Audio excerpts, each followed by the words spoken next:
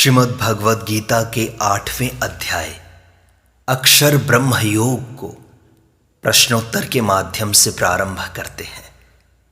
अर्जुन बोले, हे पुरुषोत्तम, अभी आपने अपने आश्रित जनों के द्वारा अपने ब्रह्म, अध्यात्म इत्यादि समग्र रूप को जानने की बात कही।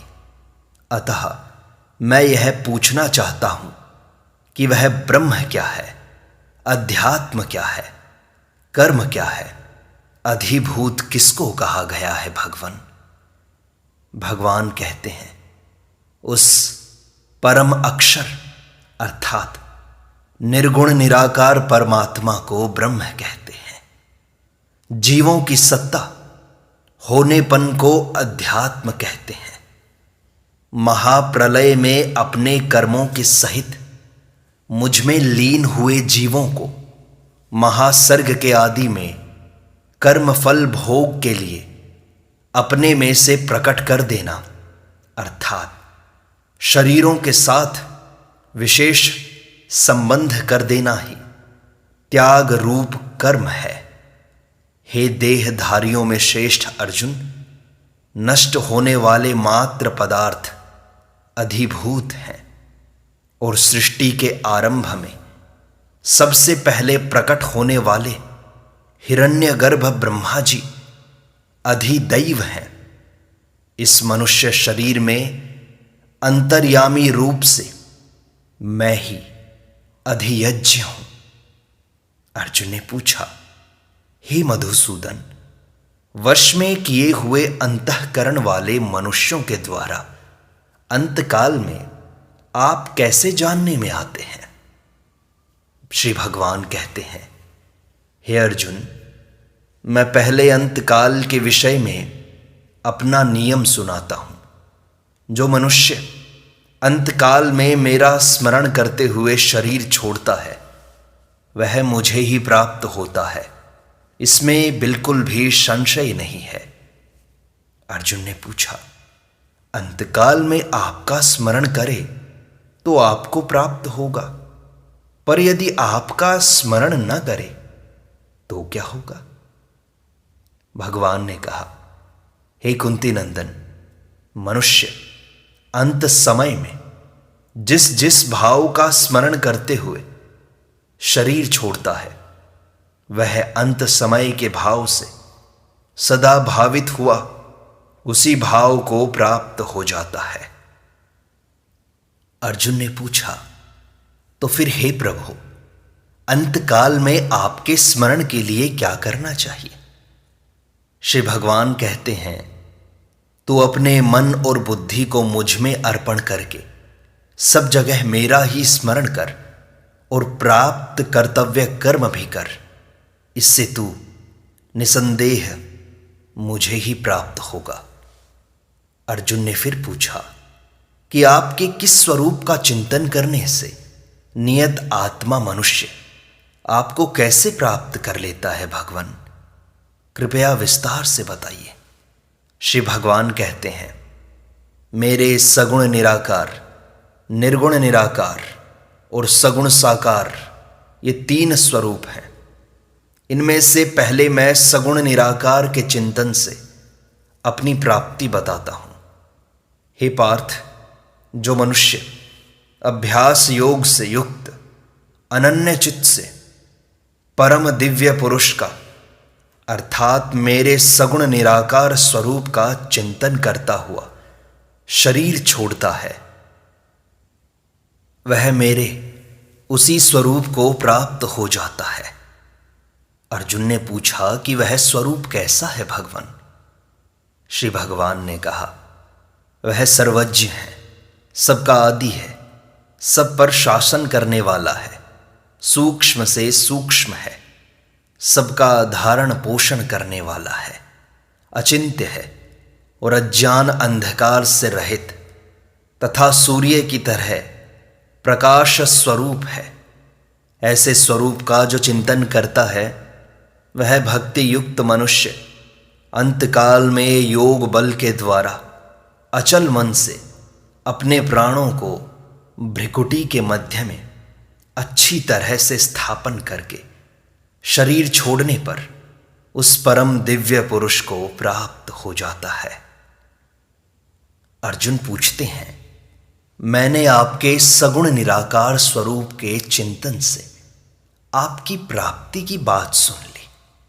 अब यह बताइए कि निर्गुण निराकार के चिंतन से नियत आत्मा मनुष्य आपको कैसे प्राप्त करता है?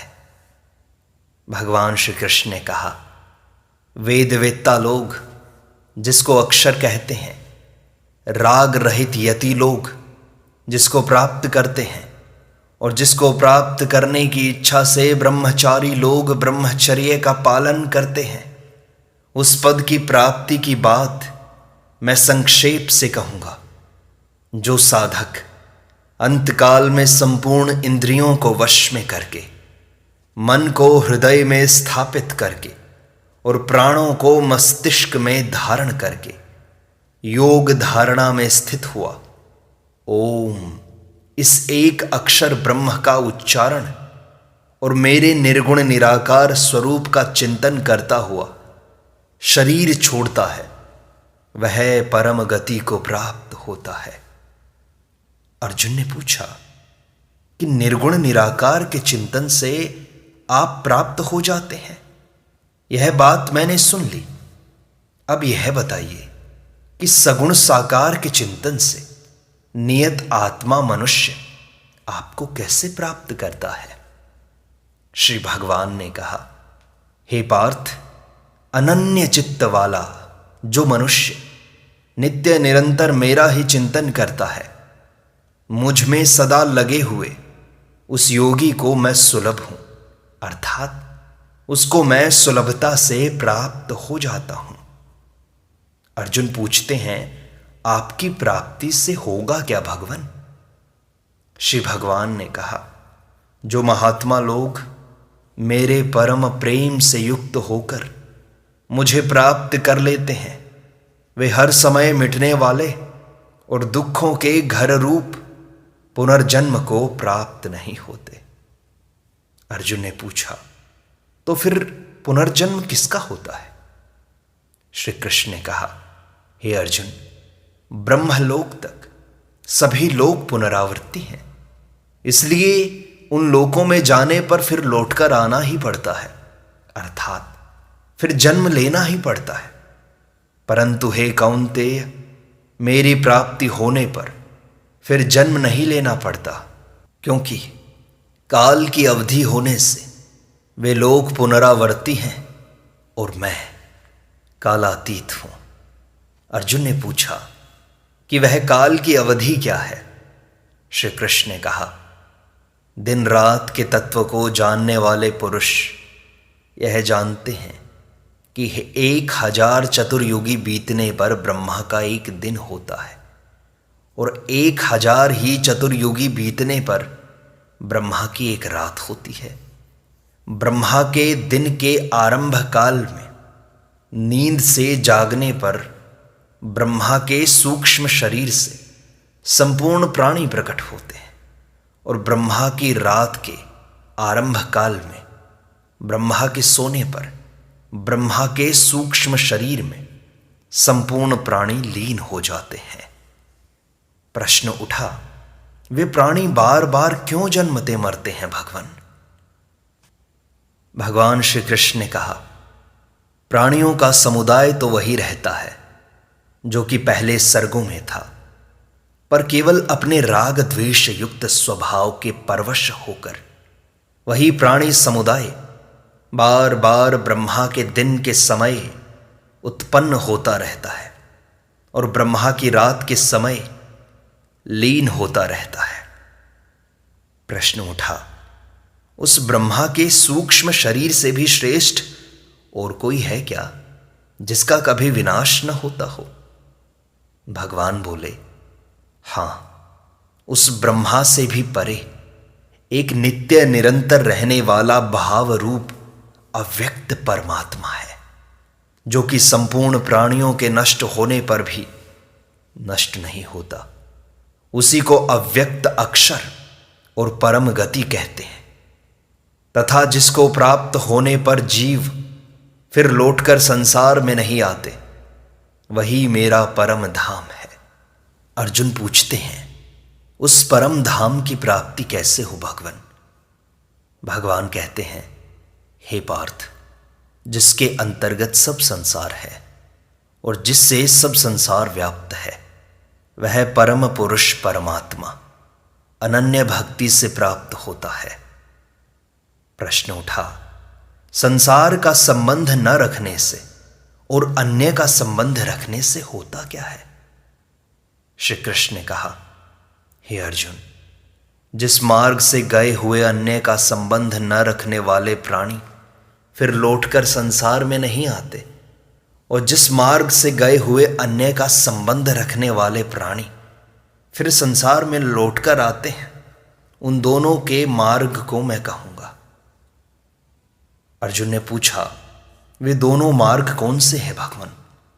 भगवान ने कहा, जिस मार्ग में प्रकाश स्वरूप अग्नि दिन शुक्ल पक्ष और 6 महीनों वाला उत्तरायण के अधिपति देवता हैं, शरीर छोड़कर उस मार्ग से गए हुए ब्रह्मवेत्ता लोग ब्रह्म को प्राप्त हो जाते हैं, अर्थात फिर लौटकर नहीं आते। जिस मार्ग में धूम रात्रि कृष्ण पक्ष और 6 महीनों वाले दक्षिणायन के अधिपति देवता हैं, शरीर छोड़कर उस मार्ग से गए हुए सकाम मनुष्य स्वर्ग आदि ऊंचे लोकों का सुख भोग कर फिर लौट कर आते हैं। प्रश्न आया कि ये दोनों मार्ग कब से शुरू हुए हैं? उत्तर हुआ, प्राणियों के ये दोनों शुक्ल और कृष्ण मार्ग अनादि हैं। इनमें से शुक्ल मार्ग से गए हुए लौटकर नहीं आते और कृष्ण मार्ग से गए हुए लौटकर आते ही हैं। अर्जुन ने पूछा, लौटकर न आना पड़े इसके लिए क्या करें भगवान? श्री कृष्ण ने कहा, हे पार्थ, इन दोनों मार्गों के परिणाम को जानने से कोई भी योगी संसार में मोहित नहीं होता। इसलिए हे अर्जुन, तू सब समय में योग युक्त हो जा, अर्थात संसार में सदा ही निर्लिप्त निर्विकार रहे। अर्जुन ने पूछा, योगी होने से क्या होगा भगवान? श्री कृष्ण ने कहा, वेद में, यज्ञ में, तप में तथा दान में जो जो पुण्य फल कहे गए हैं, योगी उन सभी पुण्य फलों का अतिक्रमण करके आदि स्थान परमात्मा को प्राप्त हो जाता है। इस प्रकार श्रीमद् भगवद गीता का 8वां अध्याय अक्षर ब्रह्म योग प्रश्नोत्तर के साथ संपूर्णता को प्राप्त हुआ।